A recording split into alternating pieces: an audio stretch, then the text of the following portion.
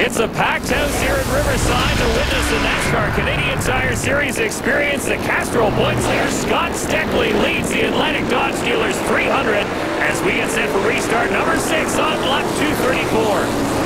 And that time there, J.R. Fitzpatrick is now back on the lead lap, running in 9th position. I told you it wouldn't take him all night to get back in the top 10. And you remember the last restart when Andrew Ranger spun the tires? He didn't do that this time. He noses into the lead down the front straightaway, so the Walmart time for Fusion to the top spot. And Peter Gibbons right out that high groove, high, wide, and handsome. He's trying to get right up there. The 22 of Scott Steckley slid up in front of him, keeping Gibbons in third. Just 64 laps left to be completed here in the Atlantic Dodge Dealers 300. Steckley a little bit loose just in front of the number 9 of Mark Dilley. That's Thompson and Graham. They're battling for 6th spot, Dave. And I was just going to say, you can see that tape on the nose of the home hardware Chevy Monte Carlo. Don Johnson Jr. after that incident with John Gunn on the front straightaway did make a stop down pit lane. Got the repairs done, and it doesn't look as though he's missed a beat, but the 12 car is out. Tom standing by with the driver. John Gunn back after that hard hit. John, what happened out there from your seat? Well, I guess Tony Thompson got up on the outside. I didn't know he was there. I guess he didn't give either, so ended up in the red car.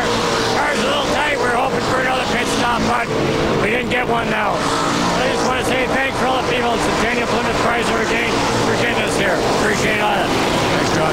Well, you can see the disappointment in his face. You know, Johnny's a great driver, usually not much of a roughhouser himself, so when it gets done to him, he gets disappointed. Billy, the 22, Scott Steckley is off the pace. He's pulled down to the inside of the racetrack. The tow truck in a watch. 22 of Scott Steckley is now losing positions. Wow, we just talked about him running safe and sound out front on cruise control. Now the thing is not quite sounding right when it's going by. No, it sure doesn't. Steckley had a 123-point lead coming into this event. Something's going wrong, Tom. Guys, we appear to be watching Scott Steckley lead the field for without much difficulty earlier. What happened to that car? It does not sound powerful going down the straightaways. Something's amiss with the motor. We're not sure what it is right now. Not that many laps left. We'll see if we can ride it out. Scott Steckley going to try to ride it out. That's why if you want that big point cushion, if you miss, if you have a problem, lose a few spots, it's not going to hurt you as bad. Well, Greg Gibson, a very concerned crew chief right now, hoping his driver can baby that race car home and not get a DNF on the board. Nearly 3 wide there as Peter Gibbons moves to the inside of the 9 car of Mark Dilley. And here comes the Mopar Dodge of Ron Beauchamp Jr. So Gibbons moves up into the 2nd position, still chasing the 27 of Andrew Ranger on board with Dilley who sits 3rd. Hey, listen to Dilley. He's feathering that throttle real nice in the middle of the corner, staying nice and smooth, keeping the momentum up. But the right front's going pretty hard. Dilley using a lot of brakes here in Nova Scotia. Dice for 4th there with the 60 of Ron Beauchamp Jr. and the 4 of Don Thompson Jr. Couple of drivers stand to gain a lot of points with the troubles to the 22 of Scott Steckley. Andrew Ranger is out in front. Don Thompson Jr. is having a pretty stout run here. Well, he's out in, basically clear racetrack. The other 4 of the top 5, they're all dicing amongst themselves. If they keep doing that, that'll allow Ranger just to keep driving away. And the caution flag flies for some debris down to the inside of the raceway. You can see it's to the inside of quarter number 1.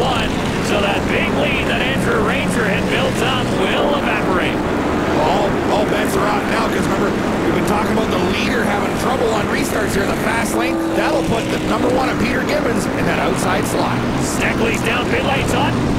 Scott Steckley, guys, just said on the radio the engine just came apart. The crew's going to have a look underneath the hood. You could hear something was wrong with that car as he drove by.